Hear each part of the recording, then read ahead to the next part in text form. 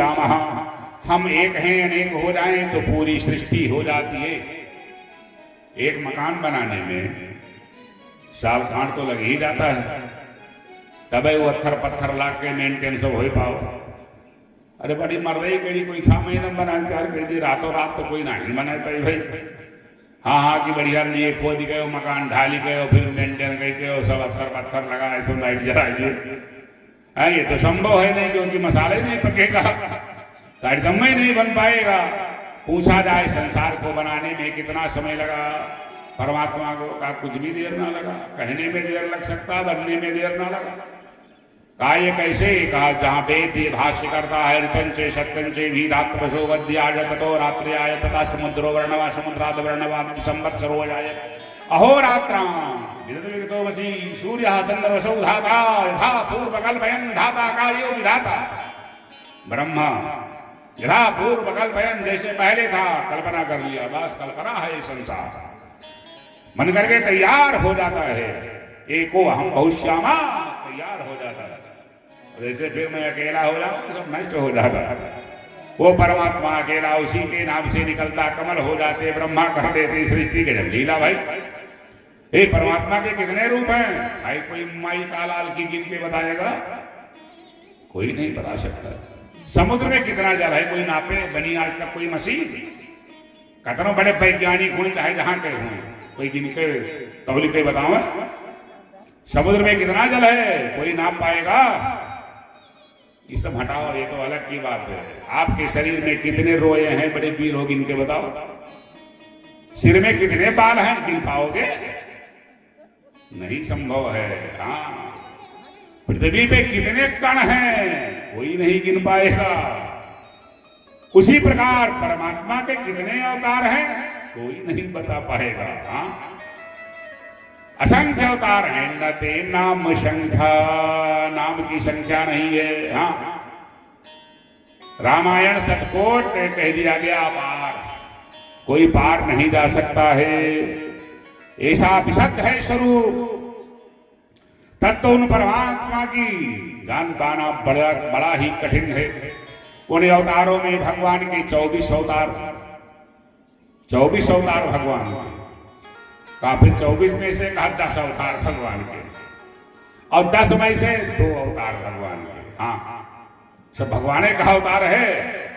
अरे वो ही ब्रह्मा बने, वो ही सनकादि बने, वो ही नारद बने, वो ही पृथु बने, वो ही मछली बने, और वो ही कछुआ बने, वही मोहनी बने, वही धनवंतर बने, वही नरसंग बने, वही बाराह बने, वही हंस बने। ये सब भगवान है तो बने। कहा जाए भगवान कैसे हैं?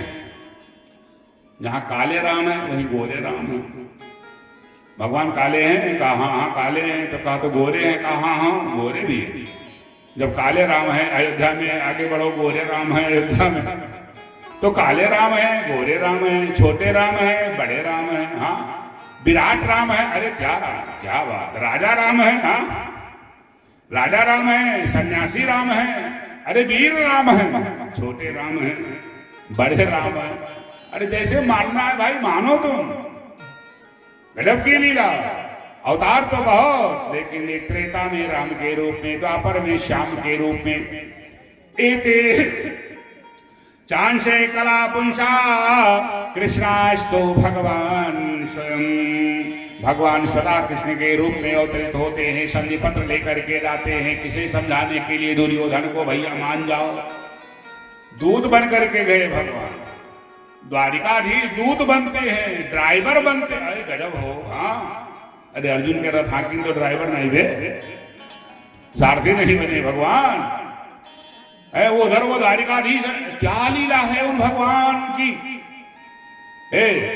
भक्तों को आह्लादित करने के लिए सुंदर कृत्यों को करते। समझौता जब नहीं होता, जब मानने को तैयार नहीं होता, कौन? दुर्योधन। दुर्योधन थोड़ो मानेगा। जो दुर्बुद्धि है कोई मानने को तैयार थोड़ो है। जहां दुशासन है वहां कोई सुनने वाला थोड़ो है। जब सुशासन होता है तो सुना जाता है, जहां दुशासन होता है चोरी हो जाएगी, रपट लिखाने जाओगे हुए और घर आए जाओगे। कैसे सो गए हो, कैसे चला गया हो? हाँ, तो दुनिया का बवाल का। लेकिन जब दुशासन होगा तब, दुर्योधन होगा तब, जहां सुशासन होता है गजब लीला है। महाभारत की युद्ध होती है, युद्ध की स्थिति में क्या होता, पांडवों को विजय श्री मिलती है। क्यों मिलती है? परमात्मा उनके साथ में। क्यों साथ में? धर्म के पथ पर है, हाँ न्याय पर है। न्याय की नौका चलती तो है, धीमे धीमे डगमगाती बहुत है, लेकिन डूबती नहीं है। और अन्याय है बड़ी तेजी से बढ़ता तो है, लेकिन ग्राम से ऐसा चकनाचूर होता कि फिर हाँ समझ में ना आता। बोली भागवत भगवान की। द्रौपदी के 5 बालक थे। अश्वत्थामा ने 5 बच्चों का निधन किया। द्रौपदी ने प्रतिज्ञा किया, जिसने मेरे बच्चे का वध किया है मैं उसके रक्त से स्नान करूंगी। जब ये पता चला इस कृत्यों को किसने किया, अश्वत्थामा ने किया। महाराज श्री अर्जुन जी पहले प्रतिज्ञा कर चुके थे, जिसने मेरे सोते हुए बच्चों का निधन किया है हम उसके छेदन कर डालेंगे। लेकिन जब उन्हें ये पता चला इस कृत्य को करने वाला कौन है, ये तो अश्वत्थामा है, जो द्रोणाचार्य का पुत्र, द्रोणाचार्य गुरु है। भगवान परीक्षा सबकी लेते हैं। परीक्षा में जो पास हो जाता है पहले, तब उसकी मदद करना प्रारंभ करते हैं। ऐसे वैसे थोड़ो खरा उतरना बड़ा कठिन है, थोड़े में लोग घबरा जाते हैं। हाँ 10 5 13 गए नागेश्वर नाथ जल चढ़ाई काम नहीं था कि हटाओ हम जावे न करो। हाँ 2-4 बार ये हनुमान जी के मंदिर रहे कोनो मेरा मानक को होते ही नहीं, हम रावे नहीं करो, मेरे राहु चाहे धन जाओ। हाँ भाई मानो चाहे न मानो तुम, वो तुम्हारे भूखे हैं गजब की लीला। अरे देखिए परीक्षा में खरा उतरना चाहिए, और क्या, ऐसे वैसे काम नहीं चलता है। बहुत त्याग करना पड़ता है, तब परमात्मा साथ देता है। बोली भागवत भगवान की जय। जय नारायण नारायण नारायण जय जय। सब बोलो राम नारायण नारायण नारायण राम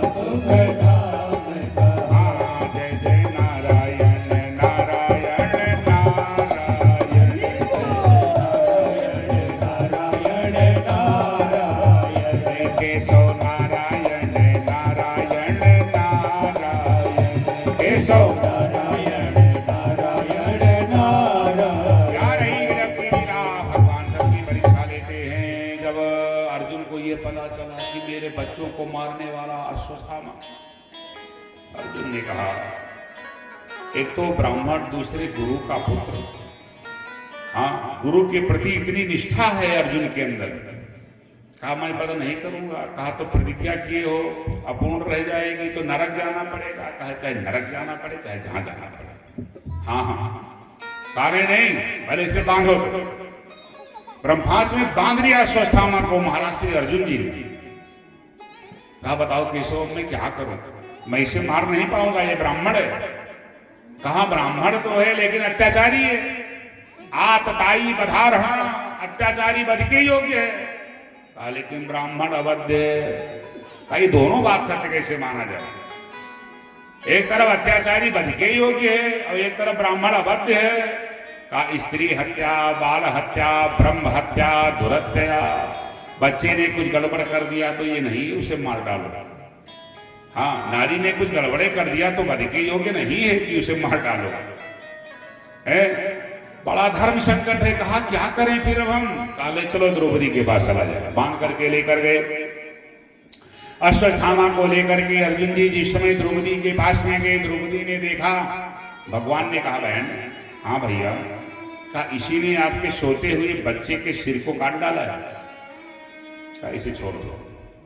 कहा छोड़ दें? कहा हाँ। अरे कहा जो प्रतिज्ञा किया कि रक्त, अरे कहा जो किया सो किया, छोड़ दो इसे। कहा क्यों? ऐसा क्यों कह रहे हो? कहा इसे देख करके गुरु माता जीवित हैं, गुरु जी ने तो शरीर का त्याग कर दिया, और ये जब मार दिया जाएगा तो गुरु माता वैसे मर जाएंगे। दूसरी बात, इसके मरने से मेरे बेटे तो जिंदा नहीं हो जाएंगे। तो एक ही माता को संकट बर्दाश्त करने दो, मैं कर रही हूं।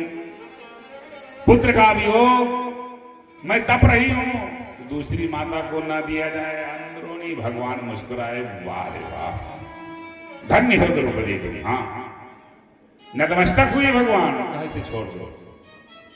कहा फिर प्रतिज्ञा कैसे पूरी की जाए? कहा कहा इसके मस्तिष्क में मणि है, वो चमक रही है, उसी को निकाल लिया जाए। सम्मानित व्यक्ति का अपमान कर दिया जाए तो मानो मरण से भी ज्यादा हो गया। संभावित शिचा कीर्ति वर्णादतिरिच्यते। यका फूले के माला पहनावा जाता है, भैया भैया कहा जाता है। जूते की माला पहनाए, गधा बैठाए, घुमाए दियो, मानो मार डाले। हाँ, मृत्यु से ज्यादा मानो भयंकर दंड हो गया है। तो इसके मणि को निकाल लिया। आज भी अश्वत्थामा मरा है। अश्वत्थामा मरा नहीं है। जहां 7 चिरंजीवी हैं वहां अश्वत्थामा का नाम पहला है। अश्वत्थामा, बलि, व्यास, हनुमान, विभीषण, कृपाचार्य, परशुराम। कितने हो गए? 7। अश्वत्थामा, बलि, व्यास, हनुमान, विभीषण, कृपाचार्य, परशुराम, सप्तैता चिरंजीवी। ये 7 चिरंजीवी। 8वां चिरंजीवी वो कौन है? 8वें महाराज श्री मार्कंडेय जी। भगवान शंकर की कृपा है जिनके ऊपर। और क्या? हाँ, धर्मराज जी छोड़ करके उन्हें जाना पड़ा। 8वें चिरंजीवी महाराज श्री मार्कंडेय जी हैं। बोलिए भागवत भगवान की। सब परीक्षा में पास हो गए, तब भगवान व्यवस्था करना। गजब की रही स्थिति।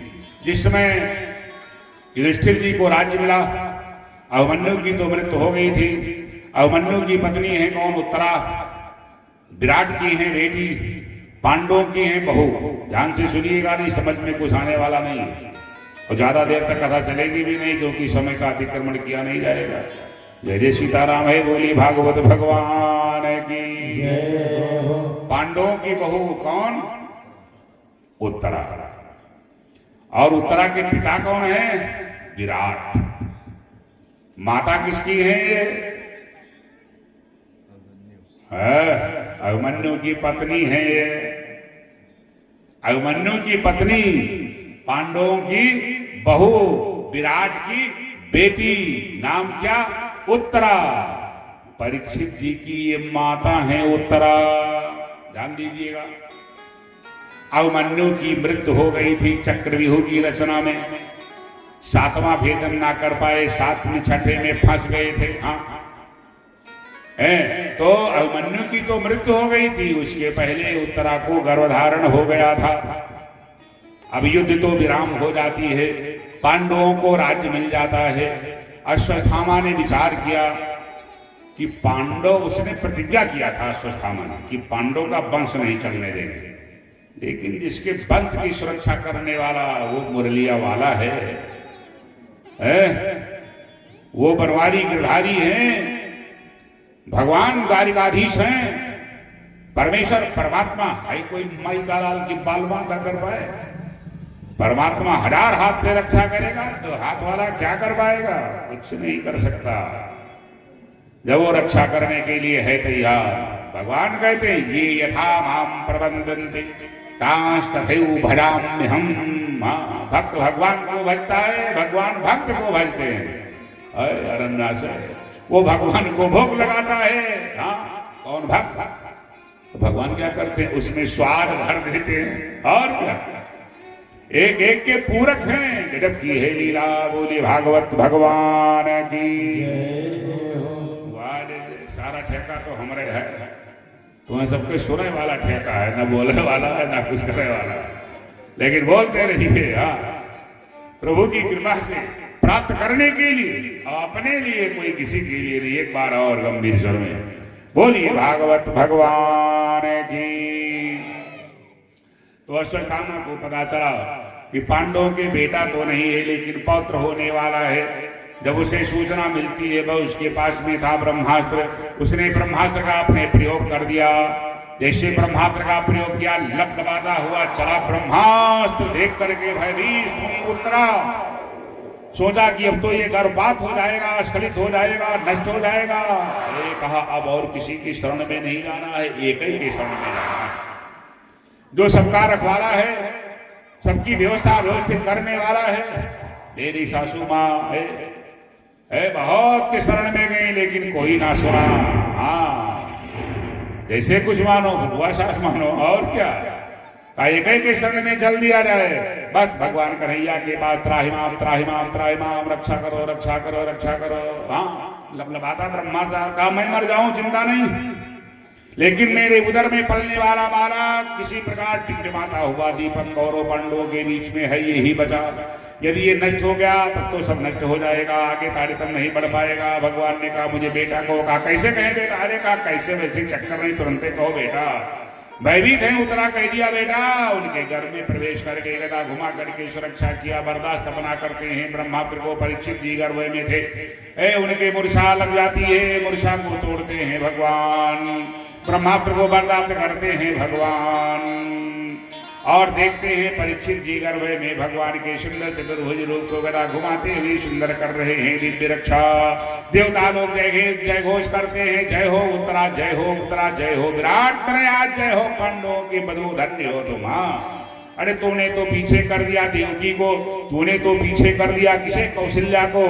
कौशल्या के उदर में केवल राम और देवकी के उदर में केवल श्याम। धन्य हो उत्तरा, तुम्हारे अंदर में भक्त और भगवान। इन दोनों के उदर में केवल भगवान थे। धन्य हो उत्तरा, तुम्हारे उदर में तो भक्त भी है, भगवान भी। धन्य हो देवी तुम, धन्य हो, जय घोष होती है। एक रिश्ता के लिए देखा जाए तो परीक्षित जी के भाई हैं कौन? भगवान। और जोड़िया भाई हैं भगवान, पहले आए हैं भगवान। अरे कुछ क्षण के लिए उत्तरा के उदर में रहे तो भगवान। भगवान का नाम एक है उत्तरा सूनु, उत्तरा के बेटे। 1000 नाम में ये भी एक नाम है। व्यवस्था व्यवस्थित करके गर्भ से जब बाहर आते हैं, व्यवस्था सारी व्यवस्थित हो जाती है। ऐसी परिस्थिति में सोचा कि अब हम चले, कहा तब तक चलो चले मिलने, किससे मिलने? पितामह भीम से मिलने। वो सर की सैया पर लेटे हुए हैं पितामह भीम, जबकि इच्छा मृत्यु का वरदान था, ना फांसी लगाना था और ना उन्हें सलभास खाना था। चाह लेते तब मर जाते, लेकिन सोचते हैं कि जब सूर्य उत्तरायण हो, उत्तरायण का मतलब उत्तरा के अयन से होने वाले वो राम, वो श्याम जब मेरे सामने हो, कन्हैया जब सामने होंगे तब हम शरीर का त्याग करेंगे। मौके नहीं मिल रहा था। जब चलते हैं वहां पहुंचते हैं, 5 पांडव हैं, साथ में द्रौपदी हैं, भगवान श्याम सुंदर कृष्ण हैं। गए पितामह जी के पास, पितामह जी से कहा, पितामह जी कहा धर्म नीति का उपदेश देते हैं किसे? युधिष्ठिर को कि राज्य मिल गया है लेकिन राजपद सुरक्षित रहेगा कब? जब इन पद का ध्यान करोगे तब। ये पद कौन? कन्हैया की तरफ इशारा किया कि इन पद का जब ध्यान करोगे तो राजपद सुरक्षित रहेगा, जहां ये पद विस्मृत हो जाओगे तो राजपद भी चला जाएगा। बोले भागवत भगवान की। सुंदर दिव्य उपदेश दिया भगवान कन्हैया को देख करके, द्वारिकाधीश को देख करके पितामह भीष्म जी कहते हैं केशव, पितामह का 100 वर्ष तक याद है मैंने कोई ऐसा पाप नहीं किया। का तो का एक कांटा चुभ जाता है, बड़ी दर्द होती है शरीर में, पूरे बाण चुभे हुए हैं। तकिया के लिए अर्जुन ने 5 बाण और मार दिए थे। का 100 वर्ष का 101, उसके आगे बढ़ो। का वो क्या था? का वहां तक तो गति नहीं है। का है मेरी गति। कहा आप जा रहे थे, एक सांप पड़ा था रास्ते में, उठा करके उसे फेंक दिया, कांटों पे वो गिरा और उसी पे उसकी मृत्यु हो गई। देखो जरा, जितने कांटे चुभे थे उतने बाण तुम्हारे लगे हैं। तुलसी यही जग आई के बदला कहूं न जाए, जो सिर काटे आन कर तो अपनो राही कटाए। जब किसी को धोखा दोगे तो तुम्हें भी मिलेगा, निश्चित है। हाँ, सबसे बड़े बलवान नहीं हो, बहुत बलवान पड़े हैं। एक चाटा किसी को जड़े हो अनावश्यक तो तुम्हारे भी चाटा लगेगा, पक्का है। ये भोग क्षेत्र है, हाँ, आज नहीं तो कल निश्चित है। कहा तो आप, कहा समापन हुआ, भोग की बाकी है। भगवान मुस्कुराए, पितामह अब तो बराबर है मैटर। कहा बराबर है, कहा अब तो कुछ नहीं भोगना है, कहा अब तो नहीं भोगना है। कहा तो थोड़ा मुस्कुराओ, बड़े अच्छे लग रहे हो। हाँ, बड़े अच्छे लग रहे हो। पितामह भीष्म ने कहा थोड़ा सा मुस्कुराओ तो। अब भगवान मुस्कुरा रहे हैं, पितामह जी देख रहे हैं। तेरी मांद मांद मुस्कनिया पे बलिहार समरे, बलिहार समरे। तेरी मंद मंद मुस्कनिया पे, तेरी मंद मंद मुस्कनिया पे बलिहार सावरे, बलिहार सावरे। तेरी मंद मंद मुस्कनिया पे, तेरी मंद मंद मुस्कनिया पे बलिहार सावरे, ओ बलिहार सावरे।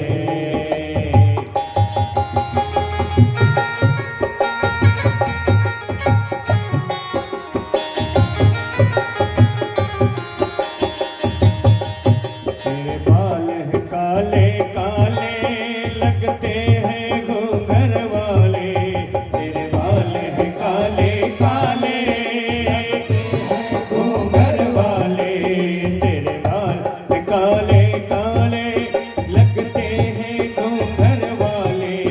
तेरी बेनी सी है, तेरी बेनी सी चित्रवनिया पे बलिहार सावरे, बलिहार सावरे। तेरी मांग मांग मुस्कनिया पे, तेरी मंद मंद मुस्कनिया पे बलिहार सावरे, बलिहार सावरे। मुस्कुरा रहे हैं भगवान। पितामह भीष्म देख रहे हैं, आंखें खुली की खुली रह गई। हाँ, निकला है आंखों के द्वारा प्राण और परमात्मा में समाहित हो जाता है। फिर उनकी आर्दैहिक क्रिया जैसे होनी चाहिए वैसी होती है। गजब की स्थिति। तब भगवान ने सोचा कि अब हमें चलना चाहिए द्वारिका। जब द्वारिका की तरफ जैसे प्रस्थान करते हैं, मैया आ गई कुंती, हृदय से लगाया, ए कुंती को नमन किया, ए बुआ, हाँ भैया अब तो मैं जाना चाहता हूँ, हाँ भैया। प्रेमास्त्र छलक आया मैया कुंती के नेत्रों से। भगवान द्वारिकाधीश कहते, ए बुआ क्यों रो रही हो, क्या परेशान, अब तो सब ठीक है, बताओ कोई बात हो। कहा हाँ भैया बताओ क्या चाहिए। भगवान ने पूछा, अरे बुआ जी क्या चाहिए। कुंती मैया ने कहा मुझे दुख दे दो कन्हैया। भगवान ने कहा दुख दे दे। कहा मैं तो आनंद सदा सिंधु हूं, दुख तो लोगों के कर्मों का फल मिलता है, मेरे पास दुख थोड़ो है। मैं तो आनंद सदा सिंधु हूं, जो आनंद सिंध सुख राशि, मैं तो सुख का राशि हूं, मैं कैसे दे दूं। अच्छा ये बताओ क्या। कहा आज तक इस ब्रह्मांड में मुझसे कोई दुख मांगा ही नहीं, एक पहली एकलौती तुम हो कि जो मुझसे दुख मांग रहे हो, और मैं समझ नहीं पा रहा हूं तो मुझसे दुख क्यों मांग रहे हो। हाथ जोड़ती हैं कुंती, कहा लाला केशव कन्हैया, जब मेरे पास दुख था तब मेरा कन्हैया मेरे सामने था। हाँ, आज सारा राज्य है, सब कुछ मुझे मिल गया, लेकिन मेरा कन्हैया आंखों से ओझल हो जाए, ऐसे सुख को हमें नहीं चाहिए, दुख ही अच्छा है। भगवान कहते हैं बुआ जी मैं कहीं जा नहीं रहा हूं, जब याद करोगी तब हम मिलेंगे, जब याद करोगी तब हम सामने खड़े मिलेंगे। ये वादा करके भगवान द्वारिकाधीश आते हैं अपनी धवल धाम स्वर्णपुरी द्वारिका में। पांडव लोग राज करना प्रारंभ करते हैं। धृतराष्ट्र और विदुर जी, हाँ धृतराष्ट्र और गांधारी हैं। विदुर जी तीर्थ यात्रा के बाद में लौट करके आए, धृतराष्ट्र और गांधारी की बड़ी सेवा करते हैं। कौन? ये पांडव लोग। विदुर जी ने कहा तुम्हें धिक्कार है हो धृतराष्ट्र से, कहा जिनको मारने के लिए कोई कसर नहीं छोड़ी थी लाक्षागृह से लेकर के, वो तुम्हारा पैर दबाते हैं, तुम्हें जल पिलाते हैं, आंखें तो तुम्हारी है ही नहीं है, सील तो तुम्हारे पास में था ही नहीं, जिन 100 बेटे थे तुम्हारे वो सब मर गए, हाँ, और ये 5 तुम्हारी सेवा, तुम्हें कुछ ग्लानि नहीं होती है, 5 गांव देने के लिए तैयार नहीं थे तुम। लग गई बात, कहा कहे तो ये ठीक रहे, सेवा में कोई कसर नहीं लगाई थी पांडवों ने धृतराष्ट्र। इतना सब हो जाने के बाद, हाँ, रात्रि के समय धृतराष्ट्र गांधारी को साथ में लेकर के निकल गए उत्तराखंड, हाँ, स्वर्गारोहण। एक एक करके अपने शरीर का त्याग करते बने। हिड़प की लीला है, इधर हो गया राज्य किसका? महाराज श्री युधिष्ठिर का। भगवान हैं कहाँ? अपने धवल धाम स्वर्णपुरी द्वारिका। समय जब परिपूर्ण हुआ तो पांडवों की बहू कौन? वही उत्तरा भगवती सुंदर बालक को जन्म दिया। जब जन्म देती हैं तो उनका नाम विष्णुरात रखा जाता है। उनका सुंदर दिव्य वर्णन किया गया। बाद में नाम उनका पड़ा क्या? परीक्षित। जिसे गर्भ में देखा था वो नहीं दिखाई पड़ रहा था, परिता परीक्षित। बाद में नाम उनका परीक्षित पड़ता है। उस समय जब और व्यतीत हो गया तो महाराज श्री युधिष्ठिर जी ने अर्जुन जी से कहा जाओ जरा पता करो द्वारिका की क्या स्थिति है, द्वारिकाधीश कैसे हैं, जिनके बल पर हम लोग कौरवों की विकराल सेना को परास्त करके और राज्य का उपयोग कर रहे हैं। राजा बने हुए हैं, देन उन्हीं की है, जाओ कुछ हालचाल लेकर के आओ। महाराज श्री अर्जुन जी द्वारिका जाते हैं। जब वहां द्वारिका जब जाते हैं तो क्या देखते हैं? वो द्वारिका नहीं रहेगी। भगवान अपने तेज को समाहित करते हैं भागवत के श्लोकों में। प्रवास क्षेत्र में जाकर के भल्लका तीर्थ में अंगद राम भैरिया के द्वारा ऐसी उनकी स्थिति होती है। दुर्वासा के श्राप के कारण सब लड़ करके अपने में टक्कर हो गए। महाराज श्री अर्जुन जी जब वहां से आते हैं ऐसा निर्देश देते हैं, ऐसा बताते हैं कि वो स्थिति नहीं रहेगी। तब कहा हम लोग भी नहीं रहेंगे। अपने पौत्र परीक्षित को राज सिंहासन पर बिठा देते हैं, उनका राज्याभिषेक करते हैं। 5 पांडव साथ में द्रौपदी चले गए उत्तराखंड। स्वर्गारोहण एक एक करके सब अपने शरीर का त्याग करते बने। इधर राजा परीक्षित जी का सुंदर दिव्य राज्य हो जाता है। महाराज श्री जिनका नाम पहले विष्णुरात रखा गया था, बोली भक्त और भगवान की, और गंभीर स्वर में बोली भागवत भगवान की। परीक्षित जी का राज्य था। महाराज से राजा परीक्षित जी निकलते हैं अपने राज्य का भ्रमण करने के लिए। क्या देखा? जब ये भ्रमण करने के लिए निकले महाराज से राजा परीक्षित, तब तक कलिकाल का प्रवेश हो गया था। मैले कुचैले वस्त्रों को धारण किए हुए गौरूपधारी ये पृथ्वी जो हमभार कर रही थी, और जो ये धर्म है जिसके 3 टांग टूट गए थे, केवल एक ही टांग बचा हुआ था वृषभ के रूप में। ऐसा राज जब परीक्षित जी ने देखा कि ये एक ही पैर है, किसने तोड़ा 3 टांग इसके, और देखा हमभार कर रही है ये पृथ्वी गौरूप धारण की हुई का, ये सब कैसे बना था? तुम वो राजा राज्य करने का अधिकारी नहीं कि जिसके राज्य में प्रजा खुशहाल ना हो, उस राजा दंड का भागी होता है। अब मेरे राज्य में ये वृषभ परेशान है, समझ गए? धर्म और पृथ्वी का सम्मान। पृथ्वी का क्या है? गौ रूपधारी है। धर्म कौन है? वृषभ रूपधारी है। तब तक देखा कलिकाल सामने मारने के लिए उद्यत हो गए। गिड़गिड़ाया वो कलिकाल, नामया मारणीयो जम सारंगे सारभुक मेरा बद मत करो। का कौन हो तुम? कहा मैं कलिकाल हूं। कहा क्या करने के लिए आयो? कहा मेरा समय होगा। कहा हम तुम्हें नहीं रहने देंगे। परीक्षित के राज्य में कलिकाल रहे ना, संभव नहीं है। अरे कहा मैं बहुत अच्छा हूं महाराज, कुछ सुनो तो पहले। जब सिर झुकाया, रुक गए भाई, कोई सिर झुका ले तो उसे नहीं मानना चाहिए।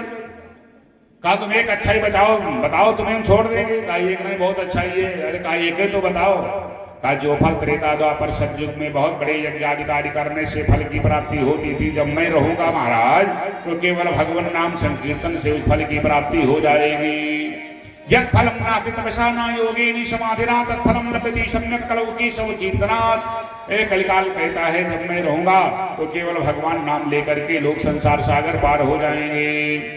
महाराज श्री परीक्षित जी विचार करते हैं तब तो अच्छे है, मेरे राज्य के लोग बड़ी साधना नहीं कर पाएंगे, बहुत बड़ी यज्ञ नहीं कर पाएंगे, बहुत बड़ा त्याग नहीं कर पाएंगे, भगवान का नाम ले लेंगे, भवसागर पार हो जाएंगे। चलो इसे स्थान हम दे दें। त्रेतापि विधि यज्ञ नर करहि, हरहि समार्पि कर्म भव तरहि, काल युग केवल हरि गुण गाहा। गावहि नर पावहि भव था, कल युग केवल नाम आधारा, सुमेरी सुमेरी नर उतरहि पारा। तो कल यानी अपने प्रजा के सुख के लिए कहा तो रह जाओ, कहा कहाँ रहे आप राजा हो, बताओ हम आपके यहाँ आए हैं, कहाँ रहे। परीक्षित जी ने विचार किया, कहा रहो जहां लोग जुआ खेले। क्यों? क्योंकि मेरे बाबा लोग जुआ खेले थे। हाँ, सब गड़बड़ हो गया था, तभी तो युद्ध हुआ था महाभारत। हाँ?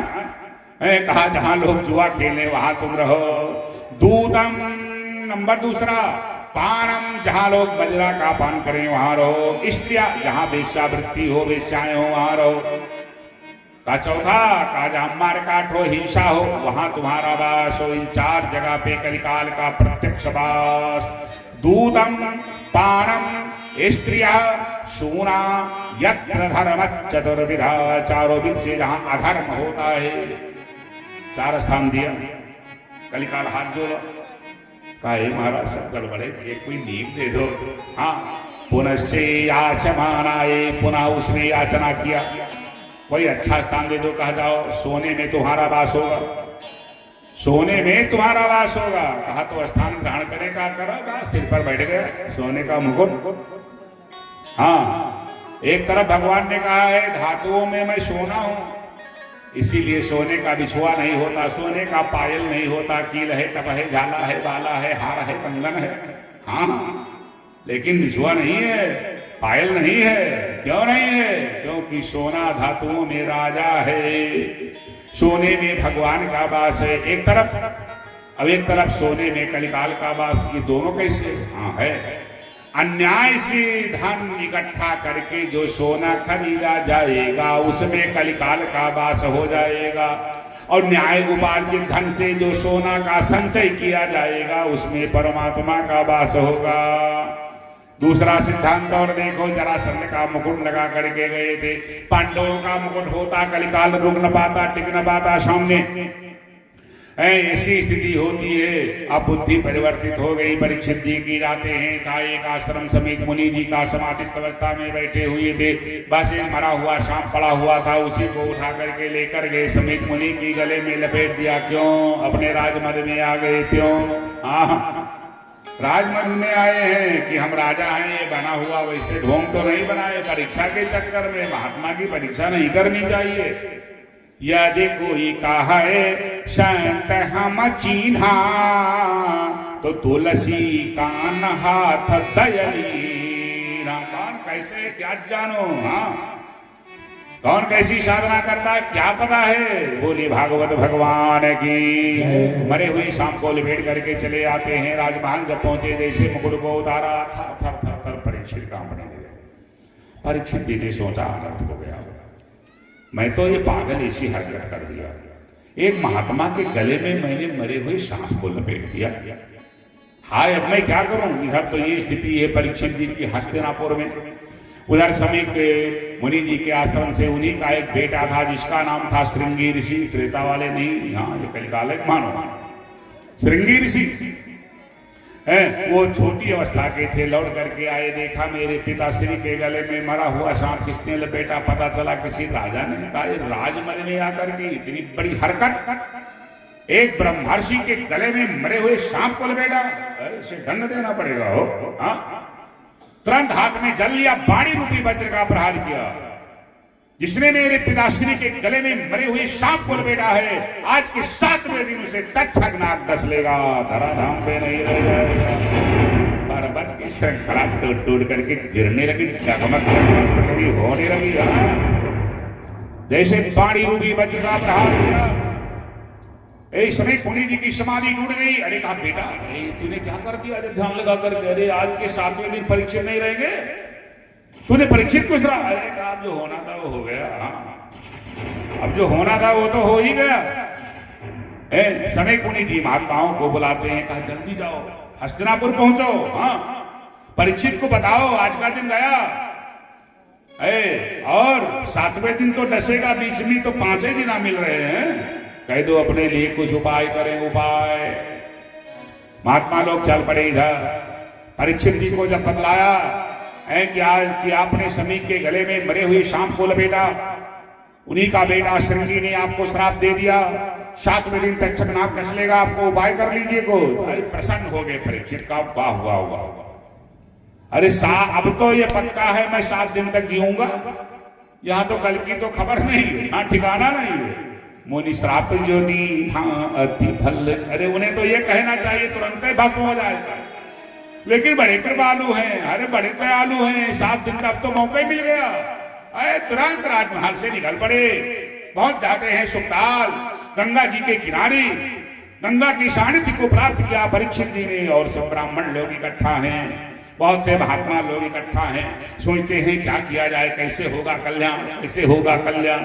कोई कहते ये करो तो कोई कहते ये करो। तब तक क्या देखा, महाराज श्री शुकाचार्य जी का आगमन हो जाता है। बोलिए सुखदेव भगवान की। 16 वर्ष की जिनकी अवस्था, आजान बाहु, नंगा बाबा के नाम से प्रसिद्ध, जटाएं जिनकी आच्छादित हैं, ऐसे जैसे आते हैं। 16 वर्ष की जिनकी अवस्था है।